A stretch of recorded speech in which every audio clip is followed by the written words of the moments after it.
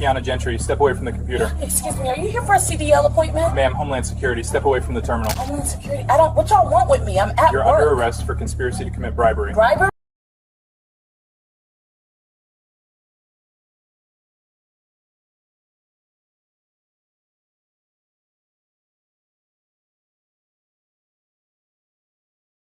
Shauna Harris did not move immediately. She looked at the agents the way someone looks at something that cannot possibly be real. Then her arms crossed over her chest, and her chin came up, and she said the thing that people say when they have spent 11 years believing they were invisible. I don't know what you want with me. I'm at work. She was at work. She had been at work. That was precisely the problem. Before we go any further, drop your location in the comments. City, state, wherever you are watching from. And subscribe right now because this story goes deeper than you think, and you are going to want to follow it all the way to the end. Shauna Denise Harris was born in 1970 in San Bernardino, California. She grew up in the high desert corridor, Victorville, Apple Valley, Hesperia, in a household held together by two working parents and the particular discipline of people who understand that stability is not given to you. It is built piece by piece over years. Her father spent 28 years driving long-haul trucks for a regional freight line running loads between the Inland Empire and Phoenix. He was the kind of man who kept his logbooks immaculate and knew every way station between San Bernardino and Flagstaff by name. He came home every Friday and honked the air horn twice pulling into the driveway, so the family knew he was safe. He never had a serious accident in 28 years on the road. He was proud of that. He talked about it the way some men talk about military service. It was a standard he had set for himself and maintained without compromise. Shauna watched her father leave every Sunday night and come back every Friday morning for most of her childhood. She watched her brothers follow him into trucking. She decided early that she wanted something different, something with benefits, something that kept her home. She graduated from Victor Valley High School in 1988. She completed an administrative certificate program at Victor Valley College in 1990. For the next 9 years, she worked clerical jobs around the valley, dental offices, property management companies, temp placements. None of it paid more than $9 an hour. None of it offered health insurance. None of it offered a future that she could see clearly from where she was standing. In March of 1999, she applied to the California Department of Motor Vehicles. She was hired as a motor vehicle representative at the Victorville field office in July of that year. Starting salary $29,760 annually. It was not a fortune, but it came with state benefits, a pension, paid holidays, and the one thing none of her previous jobs had offered, a horizon, a place she could see herself staying, growing, building something over time. For the first 12 years, she did exactly that. She processed applications, renewals, address changes. She was promoted in 2002, again in 2006. Her performance evaluations used words like detail-oriented, accurate, consistent, exceeds processing quotas. She was the kind of employee that government offices depend on entirely and rarely think about. The ones who show up every day, know the system better than anyone, and never cause problems. In June of 2011, after 12 years of spotless service, Shauna Harris was granted authorization to process commercial driver's license applications. The promotion to senior motor vehicle technician came with a raise. It also came with something far more significant: unrestricted access to the DMV's electronic test score database. She could now enter, modify, or delete written and behind-the-wheel test results for any commercial driver's license applicant in California. No supervisor review was required for routine score entries. Audits were quarterly and focused on customer wait times, not record integrity. 12 years of trust. 12 years of building toward this moment. And now she had access to the most sensitive database in the building. Before we go further, you need to understand what a Class A commercial driver's license actually means, because this story only makes complete sense when you understand what was being sold. A Class A CDL authorizes you to operate the largest vehicles on American highways: tractor-trailers, 18-wheelers, tanker trucks, flatbeds carrying construction equipment. Vehicles that when fully loaded weigh up to 80,000 pounds. Vehicles that at highway speed require 300 feet to stop. Vehicles that, in the hands of an untrained driver, become 40-ton projectiles with no reliable way to slow them down. The licensing process is rigorous because these machines are genuinely dangerous. Applicants must pass a 50-question written knowledge test. They must demonstrate they can perform a pre-trip inspection and identify mechanical failures before leaving the lot. They must pass a basic vehicle control skills test and a full-on road driving examination with a licensed examiner in the seat beside them. Additional endorsements for air brakes, hazardous materials, tanker vehicles, doubles and triples each require their own separate testing. The process exists because the consequences of skipping it are not abstract.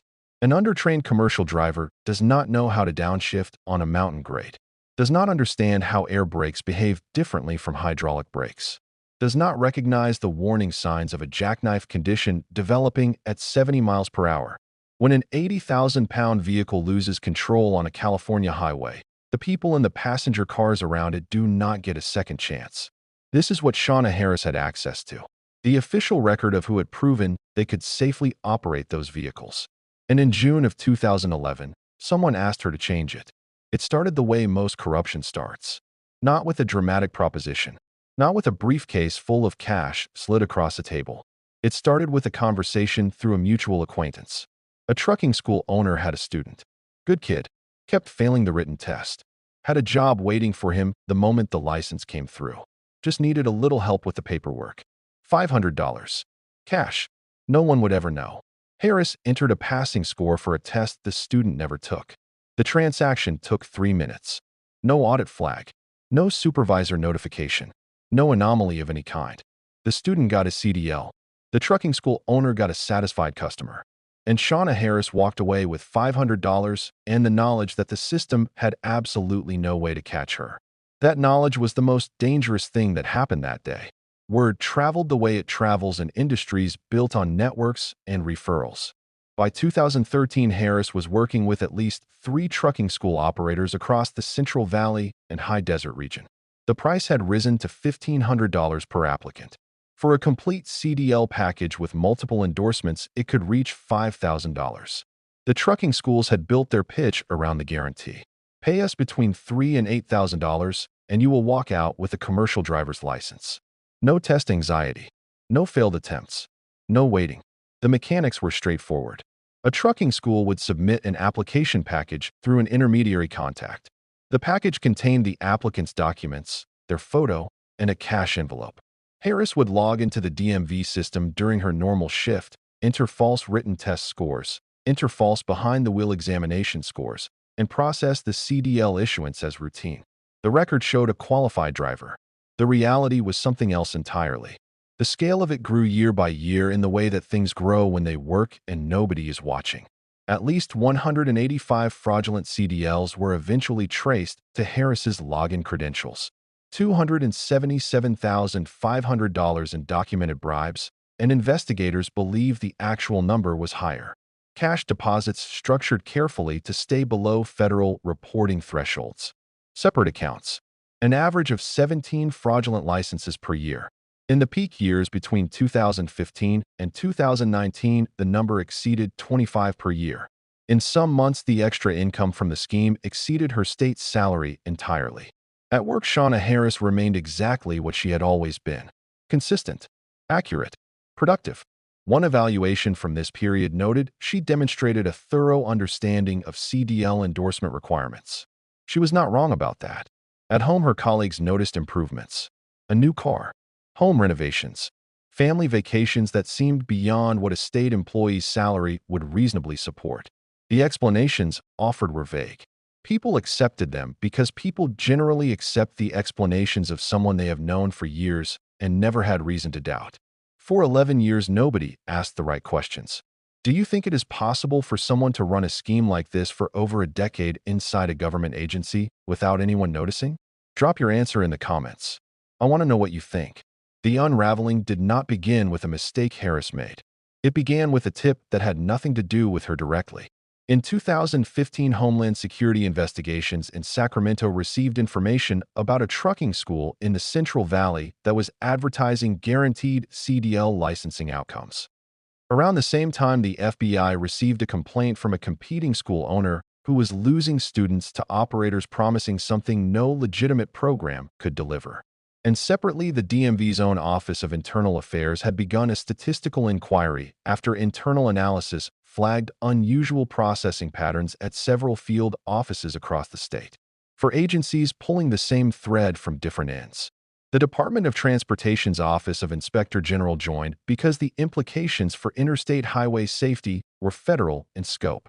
The statistical picture that emerged from the data was the kind of thing that makes investigators sit up straight.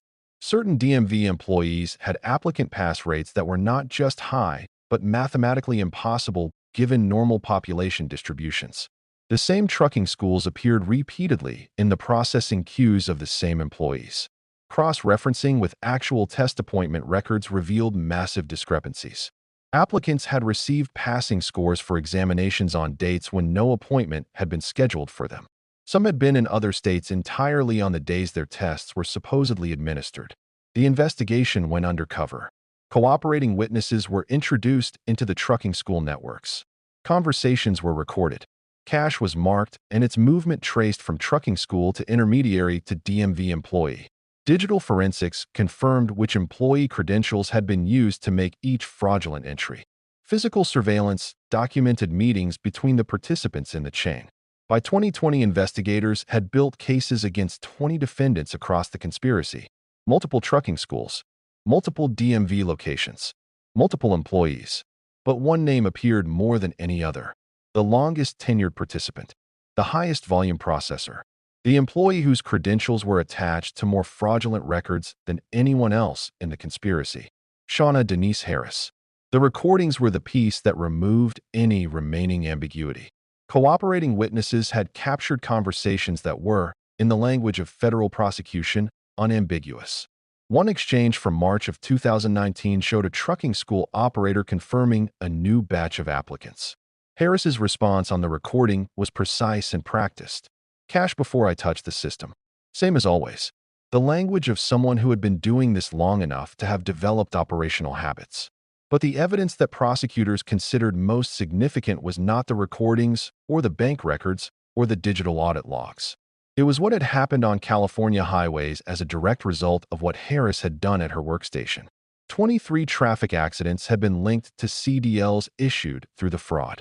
Drivers operating 18-wheelers on Interstate 5, on Highway 99, on mountain grades they had never been trained to navigate. Undertrained drivers in vehicles that required specific knowledge and specific skills to control safely. No confirmed fatalities, but serious injuries.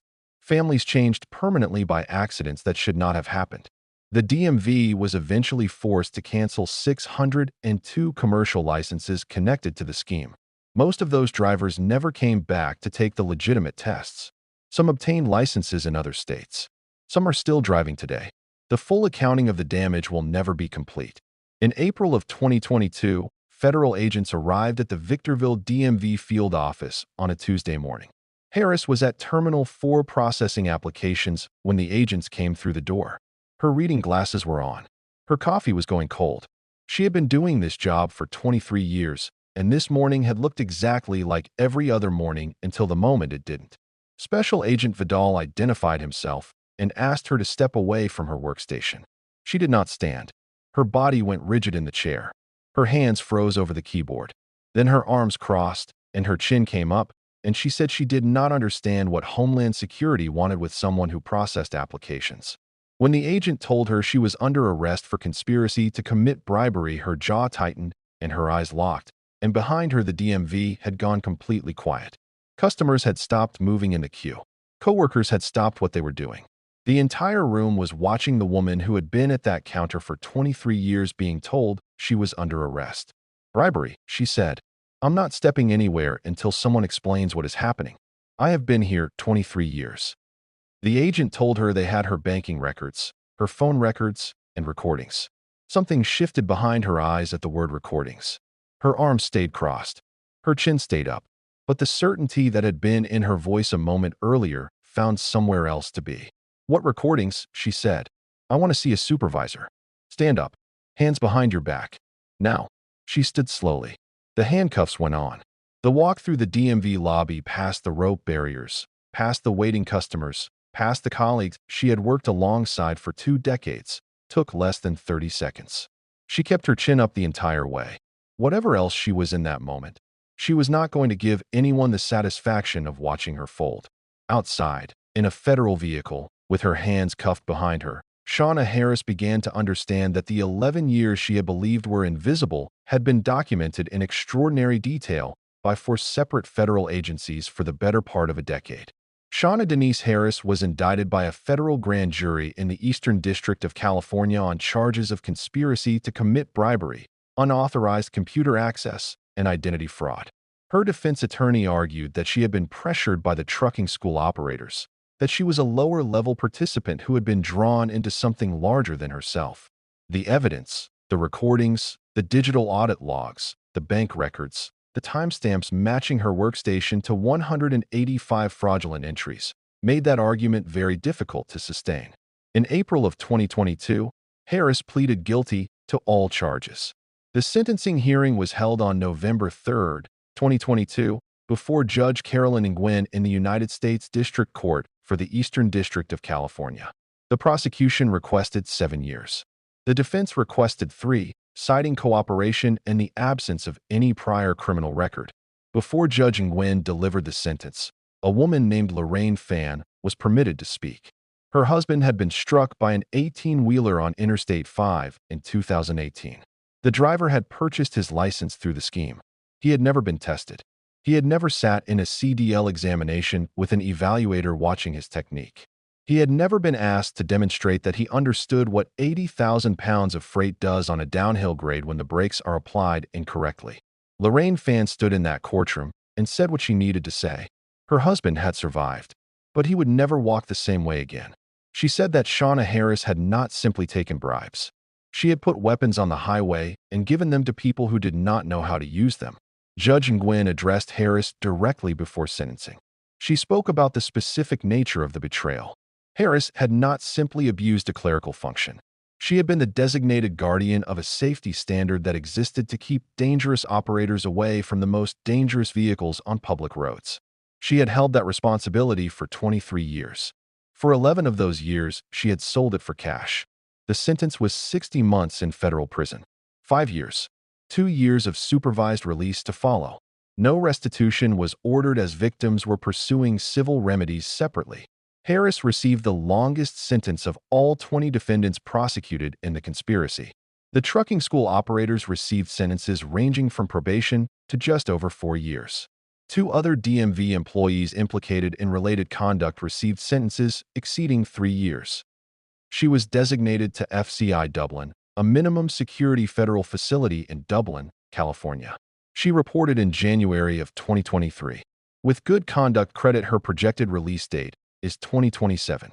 After the case closed, the DMV implemented new audit protocols for CDL score entries. Supervisory review is now required for certain transaction types. Real-time cross-referencing flags discrepancies between score entries and appointment records. The system that had been built for efficiency was finally being rebuilt for integrity.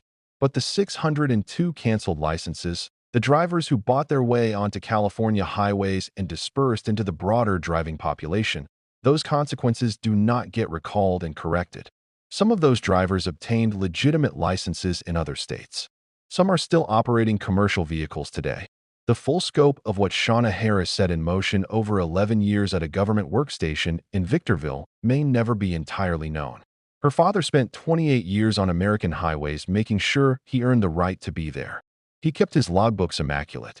He came home every Friday and honked twice so his family knew he was safe. He retired with a record he was proud of and a standard he had never compromised. His daughter spent 11 years at the California DMV deciding that standard was available for $1,500 and a cash envelope slid through an intermediary.